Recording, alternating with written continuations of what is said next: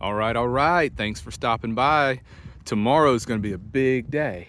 Hey, Taco, come here. Come here. Look who's here. Come on, buddy. Come on.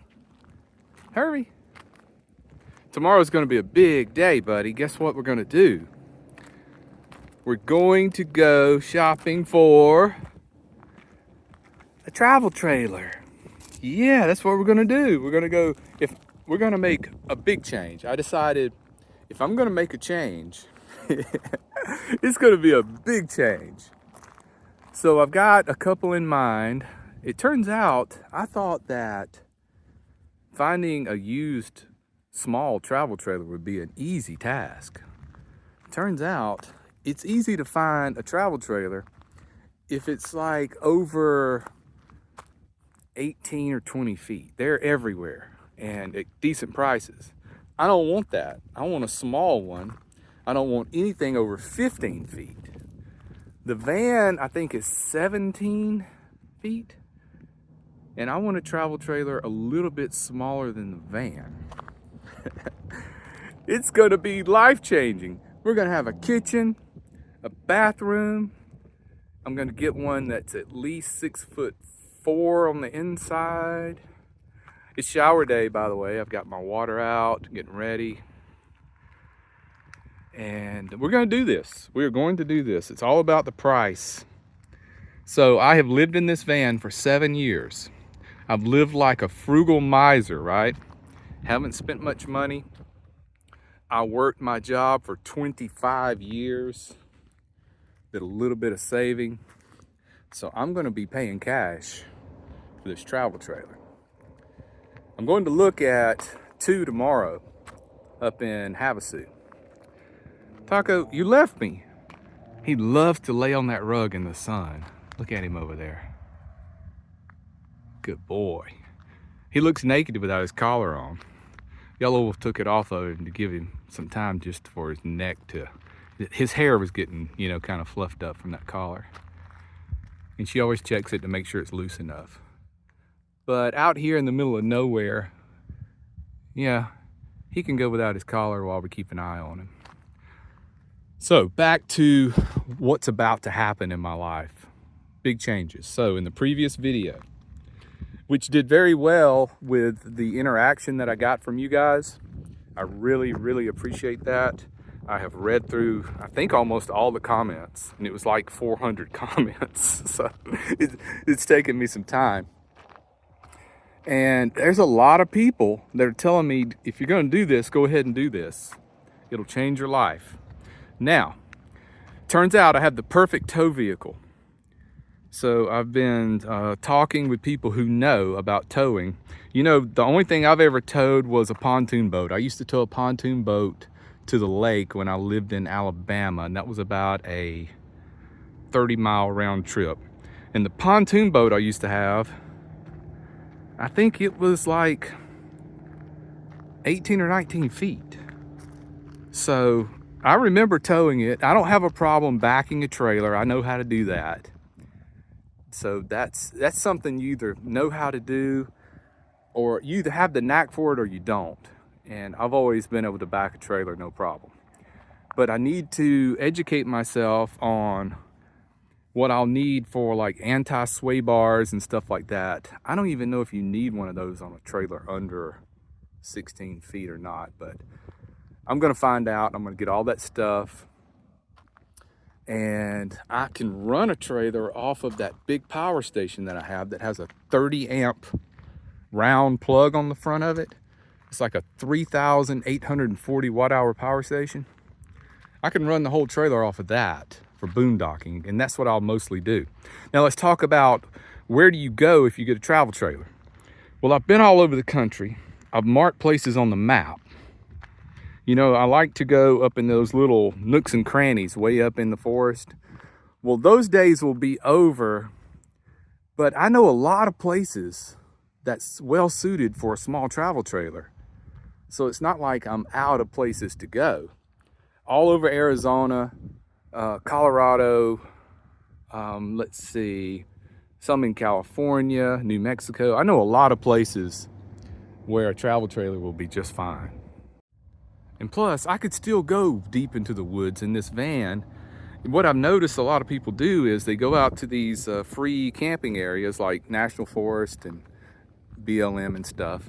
And usually in the entryway, there's a lot of places that are suited for trailers and big rigs. You could park there and drop your trailer. And then if you wanted to go on up into the woods, well, I got this van that we know goes anywhere, just about. So I could still do that. Let's go back to what's helped me make this decision. So I've been looking around at the high top vans. And in order for me to get a good Ford Transit high top, I was wrong about the price. I thought I could get one for about $27,000. Well, that's one that's been wrecked. I don't want one that's been wrecked. I was looking at the Penske and the Enterprise site, and in order to get a good one of those vans, I'd be paying about $35,000.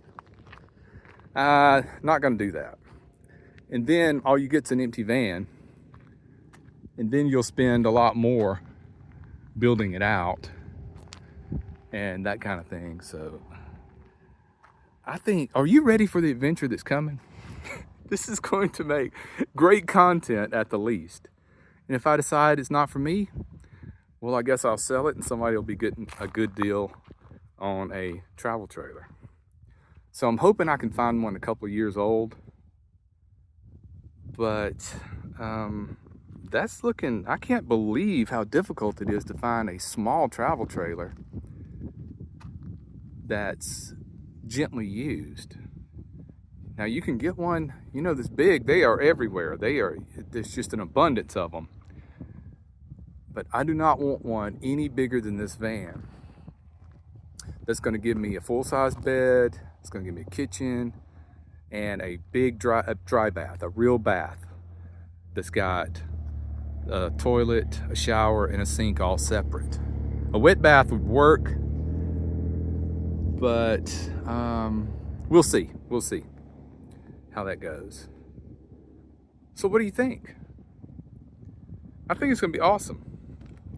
I think it's going to be a great adventure that lies ahead. So in the last week, I've made a list of the pros and cons, and we'll interchange in between the pros and cons as we talk about it. The cons, of course, is towing. Towing's not that bad once you get out on the road, but you really need to plan ahead, like for gas stations and stuff. Most gas stations, these modern gas stations, are perfectly fine for pulling in while you're towing an RV. I mean, you see people do it every day, pulling these big, giant 40-footers through a gas station. And that's not so difficult to do these days because you've got all these apps and all this stuff that helps you plan out your trip. Like, hey, I'm gonna go 100 miles. Do I need to get gas on the way? And it's gonna slow me down. So let's talk about a con. It's gonna slow me down because I won't be driving over 65 miles an hour pulling a trailer. Another con would be it's extra expense, but not as bad as you would think. When you go to insure a travel trailer, I've already looked at quotes, and it's gonna end up being like $1.30 a day. That's cheaper than coffee. So that's not bad. It's going to decrease my gas mileage, that's for sure. But I won't be towing all the time. Once I get to where I'm going, I'll unhook, and then I use the van for running errands and doing all that stuff. And it's probably smart to go ahead and run your errands before you leave, the day before you leave your camp. Go ahead, go to town, run your errands, get gas, get everything done, and then the next day hook up and go. And you see a lot of people that pull into Walmart with travel trailers, and you can do it. You just got to park way out at the end. So there's a little more planning going into it. And we've already talked about backing the trailer. That's not a problem for me, especially a small trailer. So that's not an issue.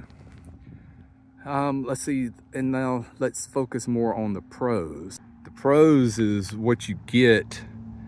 You get so much more space and comfort. And for those cold, rainy days where you're stuck inside all day, oh, it's gonna be glorious. Being able to walk around, cook a big pot of soup. And I'm going to get one that's got propane and electric. I know they're making some travel trailers now that's just all electric, but I would like propane for cooking and for heating the water. Now, I don't know how to use a travel trailer, so I'm gonna have to hang out with somebody who knows. How do you even turn on a hot water heater? I don't know. I don't know how that even works. But it's gonna be a great fun and adventure finding all this stuff out. I can't wait. I've already got a pair of wheel chocks. Anna gave me these. Look at that, that's a nice one. So you right up on there, and then you put this part behind it like that, so it chocks the wheels. Got a pair. And the trailer I'm going to get is only going to have a single axle. I do not want a double axle, double tandem, whatever you call it, trailer, because those are going to be big, and it's going to be 4 extra wheels to buy instead of just 2. And typically tires that come on a trailer are not the best, so I'll run them until they wear out, then I'll get a good set put on there. So I've got those things. And let's see, there's other things. You'll have to buy accessories like a 30 amp plug, because I will want to go to a campsite that's got hookups and test all that out. So that'll be fun, figuring out, you know, on the side of a trailer you'll have where you hook up your city water. Then you'll have to get like one of those other little accessories that regulates the pressure. There's a lot of accessories to go get. So that's a con right there. The initial setup is some extra expense. But like I said, I've been living in this van for 7 years, saving money because I knew this day would come. I knew that my time would be limited in a low top van. But it turns out, if you get one of these vans, you can do so much with it. You can live in it in the beginning until you just can't live in it anymore. And then you can use it as a tow vehicle because it's got the V8 engine. It's a 2500 series, so it's, I guess, 3/4 ton. We've talked about the suspension on this van before. Got these heavy duty leaf springs underneath there. Look at that stack. So the tongue weight on the trailer, I guess, would be about 250. That's nothing for this van. Nothing at all. Let's see, let me get my thoughts together because I had some more pros and cons. Oh, here's a pro. I've already got solar. I got 400 watts up here, and then I got 400 watts of portable panels, so I would not need to put any solar panels on the roof of the trailer. I could just use what I've got up here. So there's a pro right there.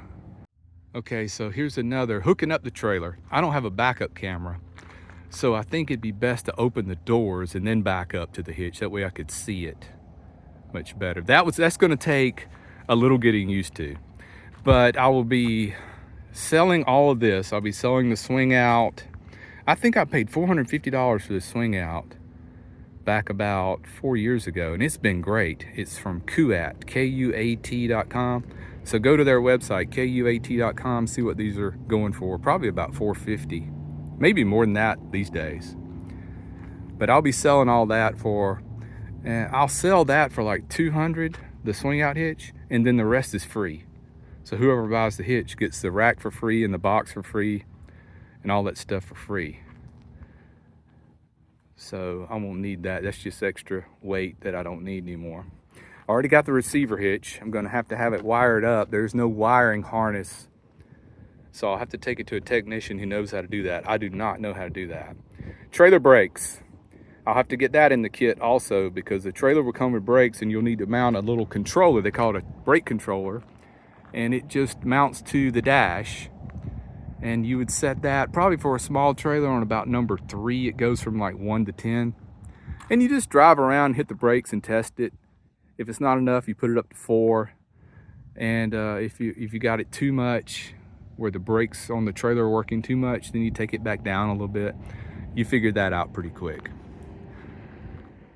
So, but once it's all set up, and then I get used to hooking up and unhooking, then we're golden. Okay, last part, and then we'll wrap this up. The weight of the trailer. I will not be getting anything over 3,000 pounds. And I will keep the trailer light as I can. I won't be putting a whole bunch of stuff in the trailer since it'll be a single axle. I'll be keeping a lot of stuff in the van. I really won't be changing the van too much. The bed will stay in there, because if I want to unhook and then go take a short trip and I want to do a couple overnights in the van, then I want everything in the van also. So I'll have the best of both worlds. And the last thing is leveling the trailer. I already know how to do that. You level it side to side first, and then you do front to back. And side to side would be with the, I'd probably want to get a couple more of those little leveling. Those some of them are orange and some are yellow. They're like some sort of heavy plastic material. You know, you stack them together like Legos. I get a little stack of those too. And for front to back, all you do is adjust the tongue jack. That's all you do for front to back. And I will get a trailer that has 4 stabilizers on it, not just 2 in the back, because I want one with 4 stabilizers. And I already have a battery drill. I'd probably need to get a 3/4 inch bit for that. That way you can let those stabilizer jacks down quickly. And with those things, all you want to do is take them down and let them touch the ground. You don't want to jack the trailer up with them. So I have a lot of knowledge about trailers. I just don't know how you even operate the thing. So that's going to be a world of fun figuring out, how do I turn on the hot water? How do I turn on the water pump? How do I turn stuff off and on and all that good stuff? It's going to be so much fun figuring it all out. All right, my friends, so we'll wrap this one up, and tomorrow I'll take a lot of footage while I'm out looking at trailers and show you the ones that are on the list, and show you the ones that are not and why not, things like that. So get your popcorn ready, because this is about to get awesome. All right, thanks for watching. Take care, be well, and smash the bell.